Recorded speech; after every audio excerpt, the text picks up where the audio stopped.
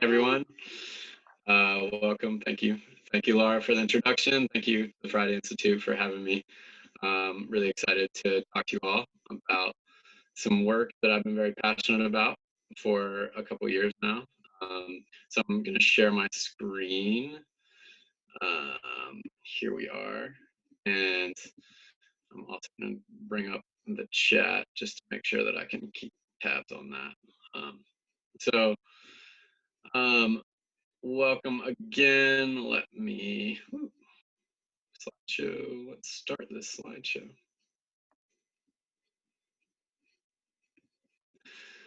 So welcome again to the Learning for All conference. I'm representing an organization called Open Way Learning, which is a nonprofit that works to leverage existing skills and talent in our schools to create cultures of open, authentic, and localized motive innovation. So basically our belief is that every school has the resources, human and otherwise, available to them to make amazing things happen in their own context. So a little bit about our work. So my name is Adam Haigler, and my co-author Ben Owens and I wrote a book that came out in December of 2018 called Open Up Education. And it was pushing forward these ideas of bringing open source ethos to the education space. And if that sounds like gobbledygook to you, welcome to the club, and I will try to unpack that concept and help you understand where we're coming from there. And so we wrote that book, and also recently we're both wrote a chapter for the Open Organization Guide for Educators, which is work also out of Raleigh, overseen by the Red Hat corporation, that is really excited about pushing open source ethos into all kinds of fields, and so education just being one of those. And so we were featured in that as well. I encourage you to follow me on Twitter, visit our website, openwaylearning.org, or email me with any questions. And I will share this slide deck after the presentation.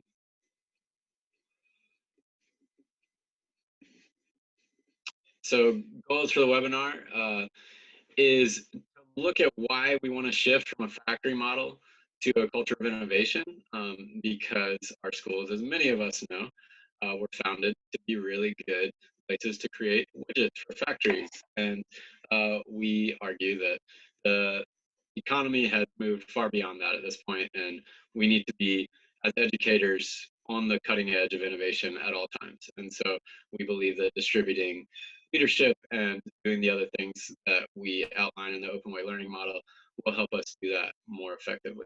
And so we want to provide you with a glimpse of cultures of innovation from learning communities around the world. It's not just us that's into this. It turns out there's this whole group of weirdos that are into this kind of thing and are seeing amazing results. And I'll share some anecdotes from my travels and Ben's travels to sort of ignite that conversation.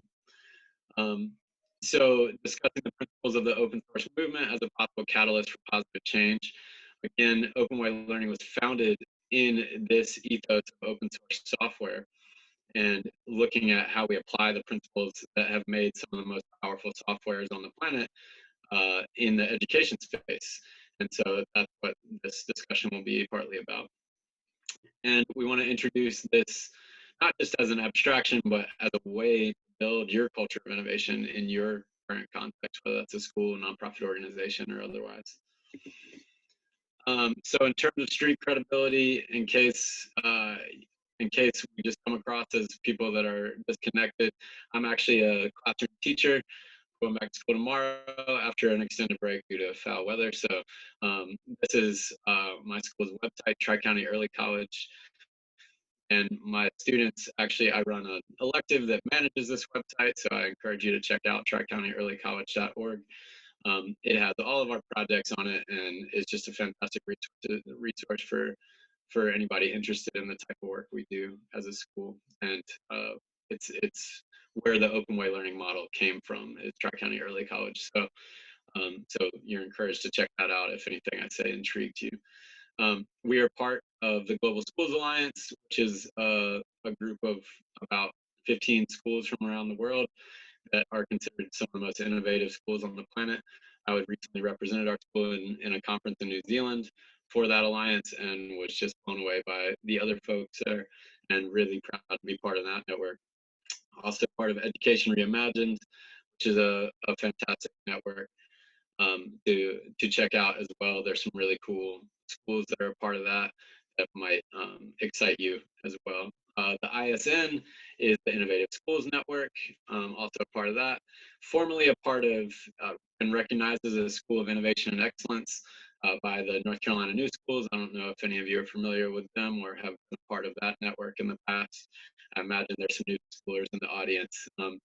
And so we were recognized in a few years back before they closed their doors at the School of Innovation and Excellence as one of the original early colleges for North Carolina.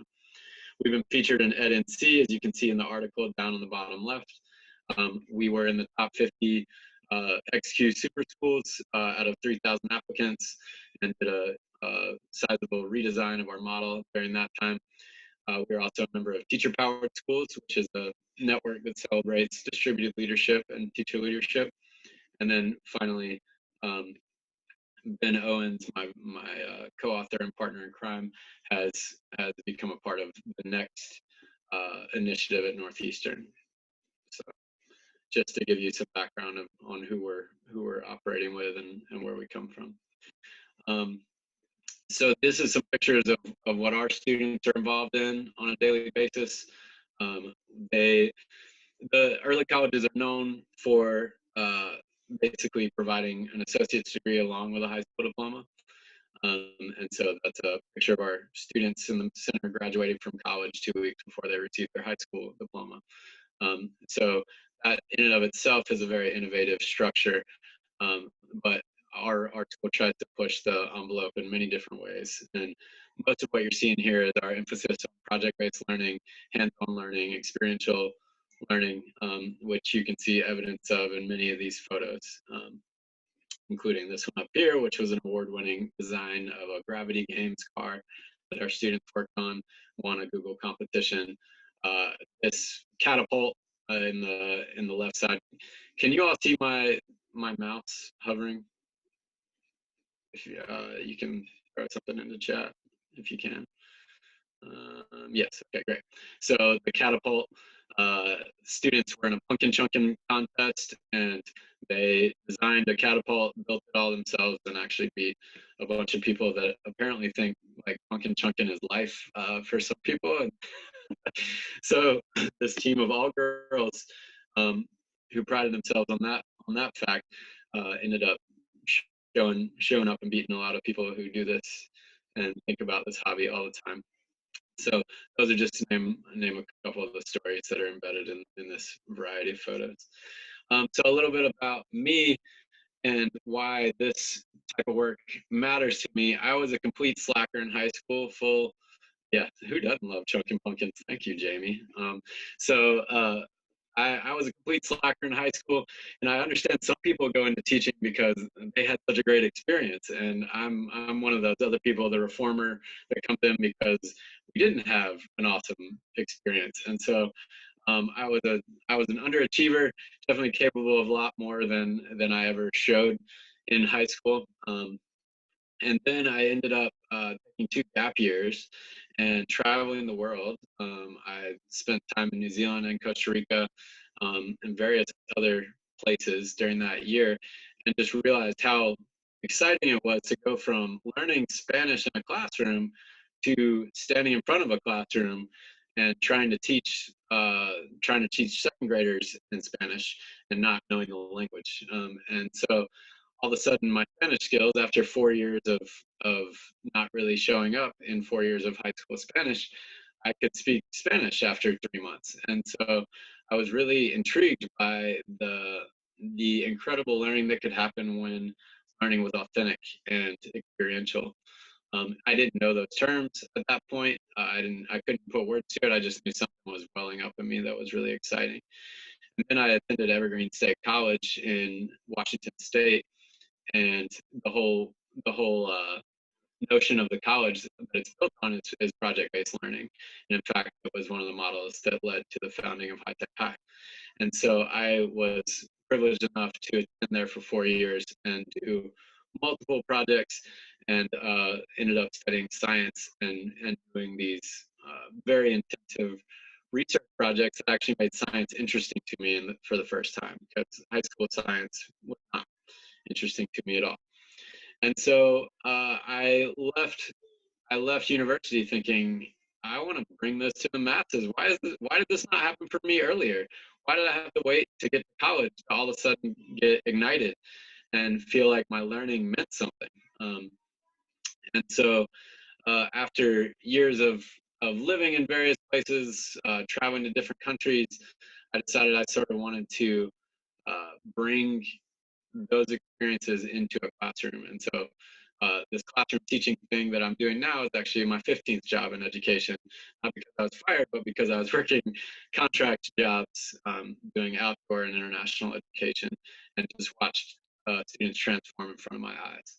So when I got into the schools and saw that that wasn't commonplace at all, which I suspected due to my own experience, I made it my mission to bring the world into the classroom, and open way learning is a strategy for doing that. So what does this all have to do with education? I hope that's obvious now, but the title of this session is regarding not following fads anymore, and and doing innovation through culture shift. And so the famous Peter Drucker quote, "Culture eats strategy for breakfast." It appears that many educational leaders like to uh, basically follow whatever jumps out at them. It's often based in research, often not, and sometimes our industry is accused of faddishness and things of that nature. And so all these strategies, and I don't know if any of you have had this experience, but either as a teacher or as an administrator, when there's an initiative that comes down from the top and says, and people say, this is what we got to do now, here we go. All of a sudden the teachers don't actually implement anything, because the strategy that's being encouraged grates against the culture of the organization. So if the culture is not there for the innovation that is being thrust upon it, then guess what? It's going to fall flat. And from the administrative lens, they're going to spend a whole lot of time trying to coerce their teachers and their frontline people into actually following through with the initiative. Whereas if you're a teacher, you're going to spend a lot of your time sort of trying to be subversive and trying to get away with not implementing the thing that you don't want to do. So there we are, reaching for the proverbial golden ring at times, and the newest, coolest sounding thing that comes across our desks. But often we aren't thinking about culture and starting there. We're throwing strategies at problems that often don't work. So this is going to be a chance for you all to talk for a moment. So the premise that we're operating with here is that schools need to innovate, that this factory model is done with, and that we need to move forward in some fundamental ways and make some serious shifts to turn the Titanic that is public education, and be able to turn it away from some of these fads and more towards a more fruitful path. So my question to you all is two simple ones: why change, and why do we need to innovate? So now Laura's gonna put you all randomly into chat rooms, and I'll pop between the two, and you guys can have some time to discuss. So you might want to write these down if you think you'll forget. And you will see a prompt on your screen for the breakout. I will unmute you, and then there will also be a prompt with about a minute left to rejoin our group. So make sure that you click rejoin as soon as the breakout ends. All right, we'll let people trickle back in for another couple 30 seconds or so now.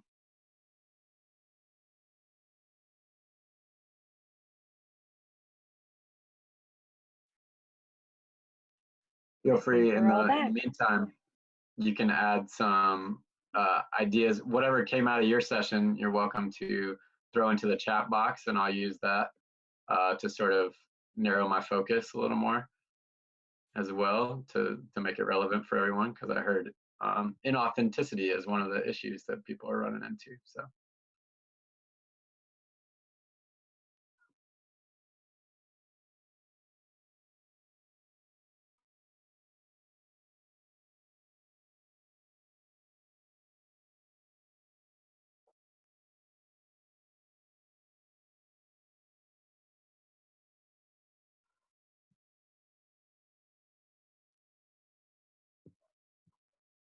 different pathways that students go into after high school, and they aren't prepared for all the independent thinking after traditional schooling. Yes. And I heard talking about succession issues in terms of some leader coming in and saying, "Hey, this is what's going to happen," and then another leader coming in and the initial reasoning for doing something is gone. So the succession issues. I heard Jennifer talking about teacher-led activities and talking about the authenticity issues that she sees as an impetus for change. So sounds like y'all had some productive conversations. And somebody else popping in. Fads that have started with a bang and then fizzled out by mid-year. Yes, I know it. Yeah, great. So sounds like we're all on board. You probably wouldn't have chosen to be here today and devoted some of the evening to this if you didn't feel that there was some reason to change and move forward in a different direction.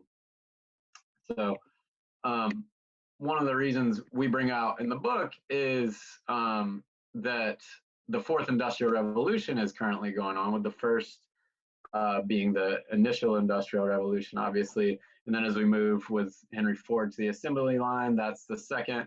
And then the third, you're hearing a lot now about the computer and automation. And then the fourth is what we're entering, which is the cyber physical systems, right? So thinking about how students, how we produce students that are functional in each of these different time periods, especially most relevant is the one we're entering now, the fourth industrial revolution. So obviously, as we discussed with the factory model, our education systems seem to be stuck somewhere between this first and second, and hardly have even moved to the third. If we're still teaching students that they need to recall information and just be fonts of knowledge, that's actually been automated at this point. AI is way better at that than we are. So it's about how do we have give students the skills that are flexible enough to work a job that doesn't exist yet, because most of our students are going to be working jobs that we don't even understand yet. And think about social media and things that have come about in our lives that weren't even jobs before a few years ago. So some great stuff happening in the chat. So tune in there at times. You're welcome to be in both places. So Ben Owens and I have basically taken this concept of open source innovation as an antidote to this issue of our systems lagging, of our education systems lagging behind where we are with industry. So open source innovation, just to give you a primer.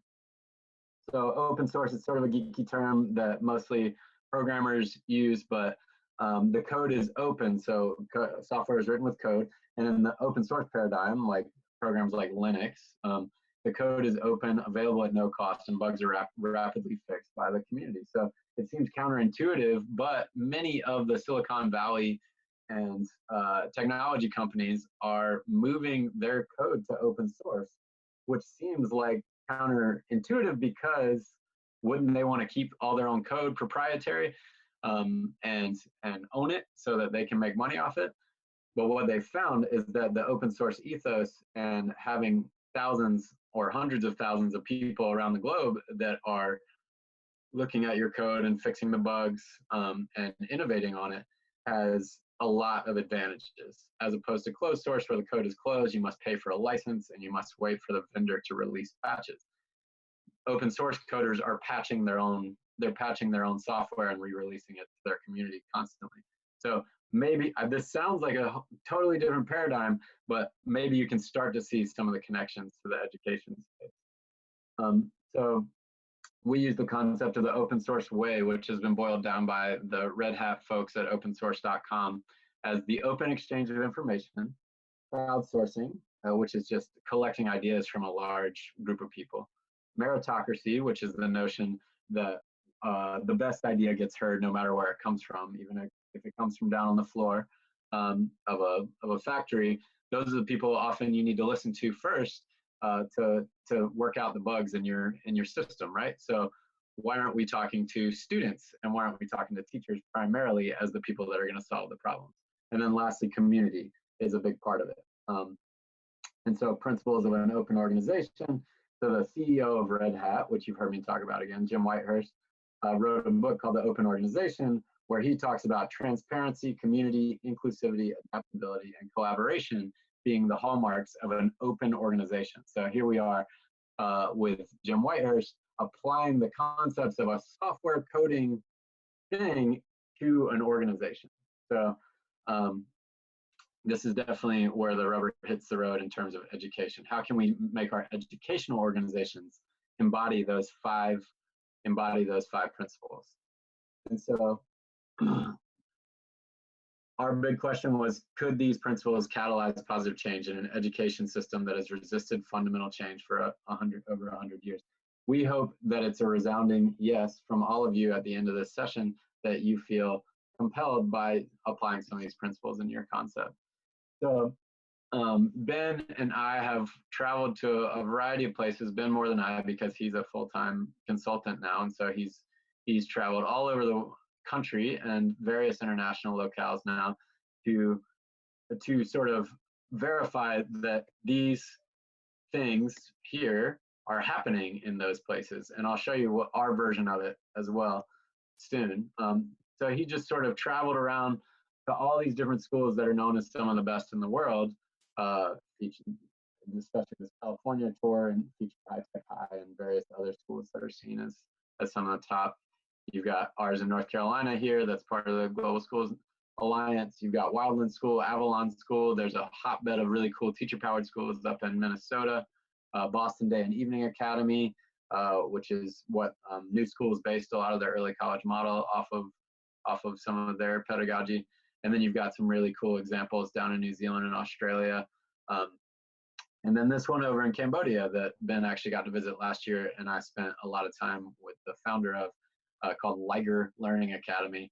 And so what Ben and I have witnessed is that these principles are in action in each of these really stellar organizations. And so the book, just in terms of our concepts resonating with people, it's not just us saying, yeah, this is cool.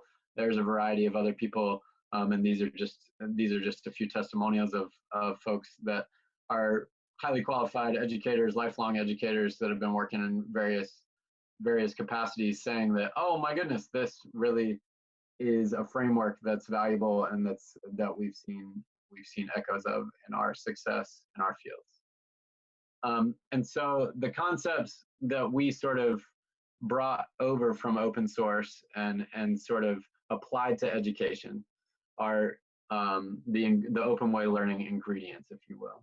So shared vision is the first one, which I'll elaborate on. Distributed leadership, the notion of giving giving decision-making power and autonomy to teachers and students.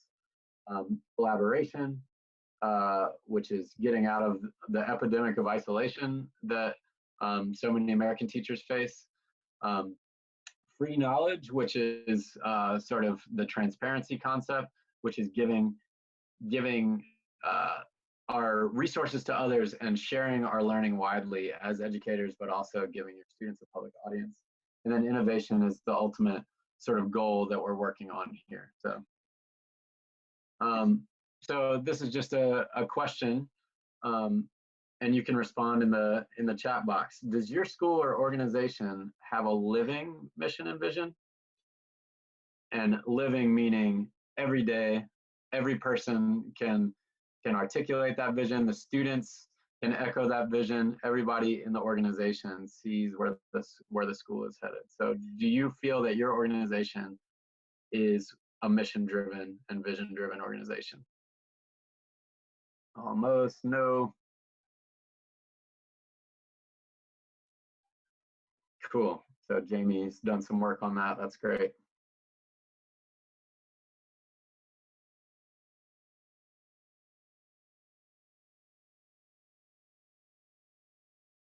Yeah, so Lisa's saying you don't revisit it daily.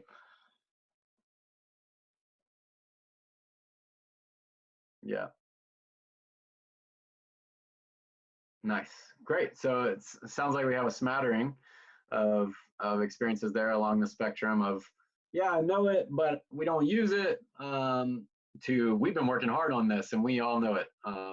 And so it's as Jamie points out, it is hard work to pull it all together. You have a whole bunch of different stakeholders in your organization, students included, right? And parents and all the business leaders that count on you to produce excellent workers, all the government agencies that expect us to produce excellent citizens.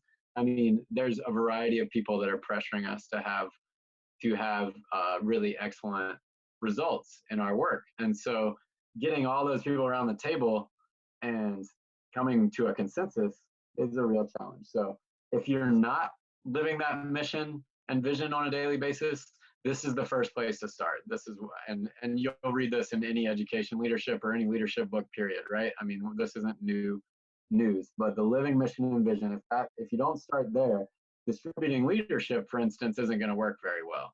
And you might have some innovation, but it's all going to be moving in different directions. And so that's going to be a huge problem down the road. So for instance, an example of living mission and vision that Ben and I have encountered is Haigler Learning Academy in Cambodia. So as many of you probably know, there was a mass genocide, the Pol Pot situation in Cambodia that was very, very tragic and ended up with the elimination of many, many, many people on the order of hundreds of thousands or millions. And they basically wiped out the entire leadership structure of the country during that time. All the intellectual capital was wiped out. And so the founder of this school, Haigler Learning Academy, said, okay, he had a funder that said, I'll give money to find 150 students from around Cambodia and put them in an academy to create leaders in Cambodia. And so if you ask any one of these students, why are you here at this school? They'll say, because we're the future leaders of Cambodia. And everything they do is related to that. In fact, this student in the center is involved with starting the Cambodian Space Agency right now because he wants to launch the first satellite into space from Cambodia. And there's no precedent for that.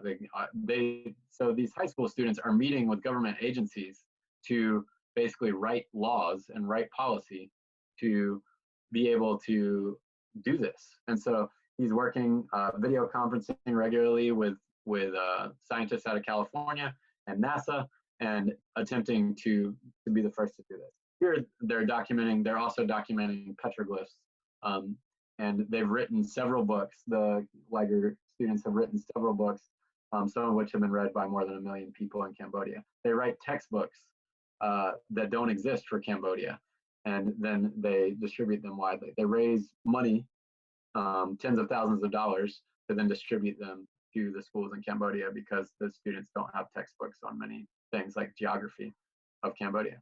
So there's a place that is clearly living its mission and vision. Collective leadership is another piece. If we don't have that, obviously, collective leadership doesn't work so well. So I won't dig too far into this graphic, but just know that a conventional organization is top down, right? Most of the command and control comes from the top. And then you coerce the people at the bottom to comply with all the brilliant decisions you made. Sorry if I'm offending anyone, but who might be in this sort of hierarchical structure right now.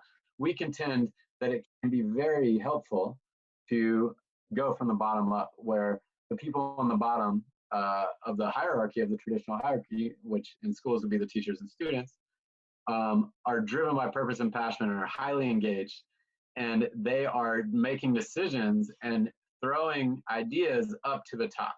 And then all the top is trying to do is make sure that they are facilitating that process effectively and able to be a servant leader in that, using that verbiage.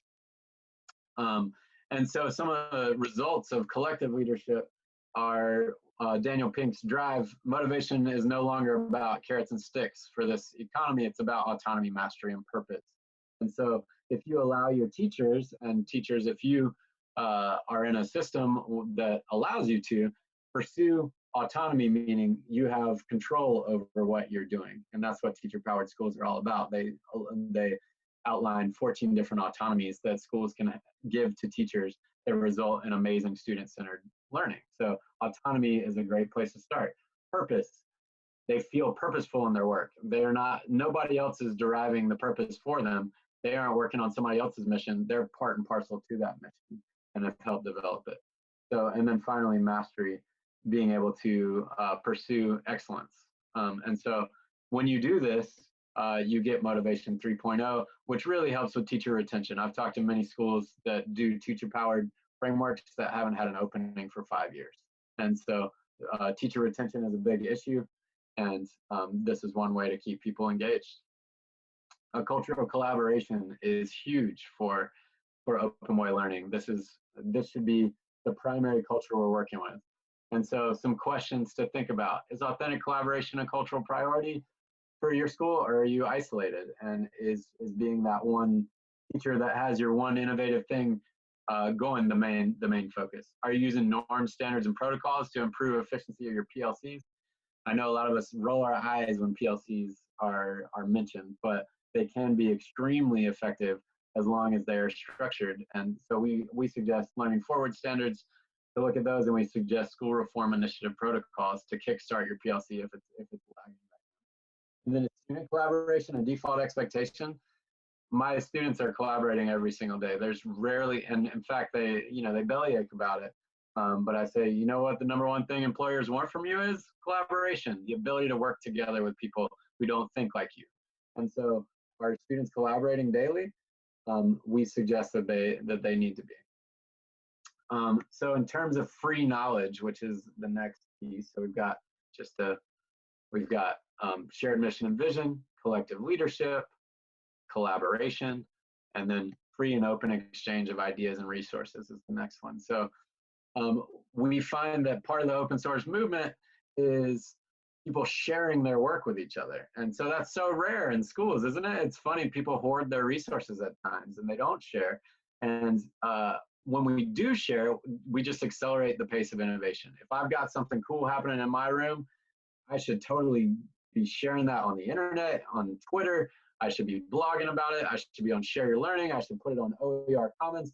And most of all, I should talk to my PLC about what's going on and give other people that idea so that they can then make it better in their own context and share with me what they learned from it.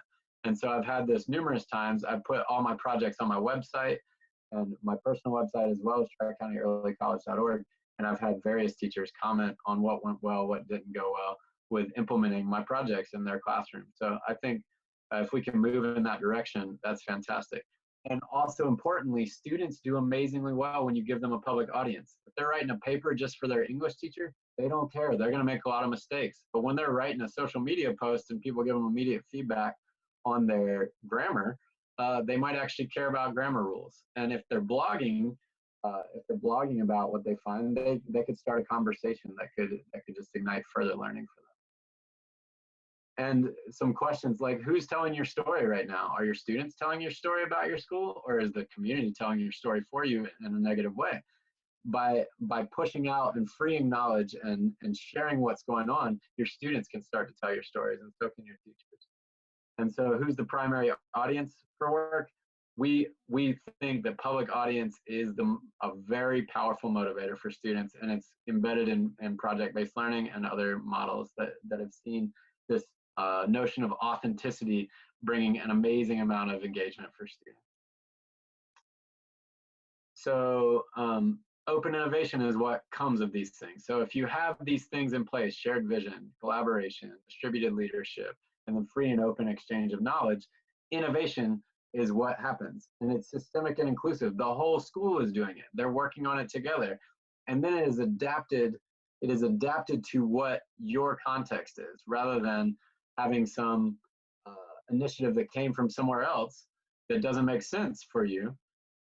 It's really important to be able to innovate in your own environment so that you can have things that make sense for your context. And so we use things like Stanford's D-School design process. In fact, we're using IDEO's design thinking process with our students right now. We use project-based learning. Socio and emotional learning is a big piece of, and these are just innovations that have come about at Tri-County Early College. And so in your context, who knows what will come about, but it'll be highly related to whatever your students' needs are. We argue that often these things lead in a similar direction though. Often they lead towards project-based learning. Often they lead towards design thinking, maker spaces, and competency-based education, which is personalized and individualized. Most importantly, this is innovation with fidelity and sustainability. If everybody is breathing the ethos of the organization and it is an innovative ethos, then guess what? It'll just keep on riding as long, even if a new leader comes in. So again, shared vision, distributed leadership, collaboration, free knowledge, and innovation are the ingredients we're pushing forward here. So this is our website again, openwaylearning.org. You can follow Openway Learning on LinkedIn, Facebook, or Twitter at Openway Learning. We encourage you, obviously, to check out our, if anything I said intrigued you and you want to know more, feel free to reach out to me, check out our website, and or buy these 2 books. And just so you know, we do have a stepwise process for how this works at a school, in case you're wondering, I've never even heard of any of these things. How would I start? We do have a framework for that, some of which is on our website, and all of our materials are open source. Our book obviously was through a publisher, so that one's not open source yet, but the Open Organization for Educators is, and we're happy to share our materials with you if you feel that it would be fruitful. So with that, I'm gonna leave it open for questions and answers. So feel free to put any questions you have into the chat box, and I'll try my darndest to answer them.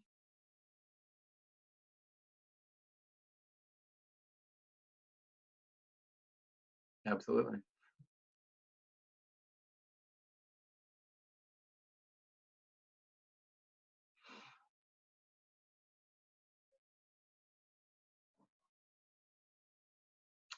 Where would I start with culture shifts? Great, thanks, Adrian. That's sweet. So, Lisa, to answer that question, starting with culture shifts, we argue happens often in the PLC, and having conversations, critical conversations, and those using those school reform initiative protocols in the PLC can start to ignite some of these conversations. Also, doing mission and visioning sessions is a good way to start sort of checking in, taking a pulse of the culture of what's going on, and then seeing if the conversation can move towards some of these more innovative ideas. And so bringing in resources that might provoke some really interesting conversations in terms of a book club of any book that's sort of like ours or ours, or asking questions that could provoke these conversations, like what are we designing our learning experiences for? How are we trying to prepare students? So I would say a lot of this can happen in the PLC and in meetings where we're doing mission and visioning. Okay, so from Jay Lord, how do you convince people at the beginning that it isn't just another initiative that will go by the wayside? Well, the important thing here is the culture shift leads to the initiatives rather than the in that similar idea of culture eats strategy for breakfast. The initiatives are the things that are really faddy, but the culture is more sustained. And so we think that if you start with that culture, the initiatives will emerge in that innovation cycle. If we can start to encourage people to share with each other and encourage people to collaborate, oftentimes the result is going to be really cool initiatives that fit the school really well. So I like Jamie's idea of anonymous surveys can be very eye-opening. That could be a good place to get pulse checks for your organization, get some quick data. URL for the organization is openwaylearning.org.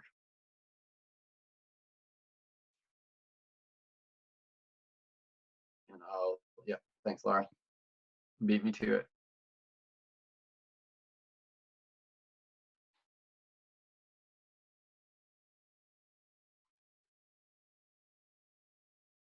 So with that, I will hand it back over to Laura, and thank you all for attending. It's wonderful to be around folks that are interested in moving the needle in public education and private education towards ways that are more appropriate for the world as it is, rather than the world as it was. So thank you so much for your time.